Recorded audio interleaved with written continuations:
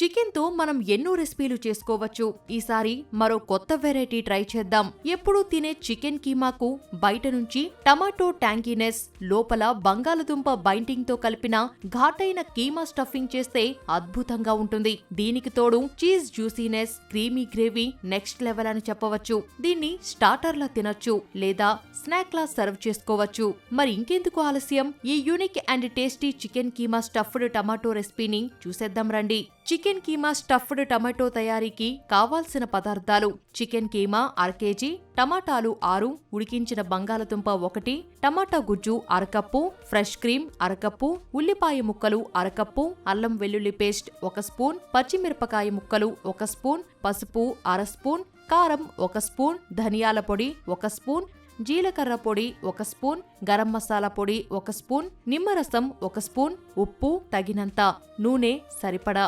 Chicken keema stuffed tomato తయారీ విధానం: టమాటాలను శుభ్రం చేసి పైభాగాన్ని కత్తిరించాలి. లోపల ఉన్న గుజ్జును జాగ్రత్తగా తీసేసి ఖాళీ గిన్నెలా తయారు చేసుకోవాలి.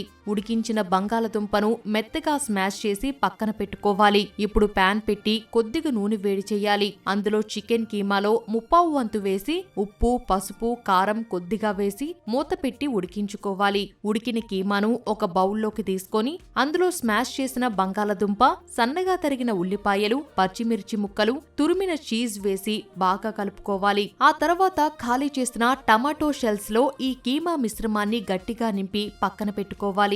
ఇప్పుడు మళ్లీ ప్యాన్ పెట్టి కొద్దిగా నూనె వేసి స్టఫ్ చేసిన టమాటాలను జాగ్రత్తగా ప్యాన్ లో పెట్టాలి. ఆ టమాటాలపై కొద్దిగా ఉప్పు చల్లి మూత పెట్టి తిప్పుతూ అన్ని వైపులా లైట్ గా వేగనిచ్చి తీసి పక్కన పెట్టుకోవాలి. అదే ప్యాన్ లో కొద్దిగా నూనె వేసి ఉల్లిపాయ ముక్కలు, పచ్చిమిర్చి ముక్కలు వేసి వేయించాలి. అవి వేగిన తర్వాత అందులో అల్లం వెల్లుల్లి పేస్ట్, పసుపు, కారం, ధనియాల పొడి, జీలకర్ర పొడి, గరం మసాలా వేసి వేయించుకోవాలి. మిగిలిన 1/4 వంతు చికెన్ కీమా, ఉప్పు వేసి బాగా కలిపి టమాటో గుజ్జు వేయాలి.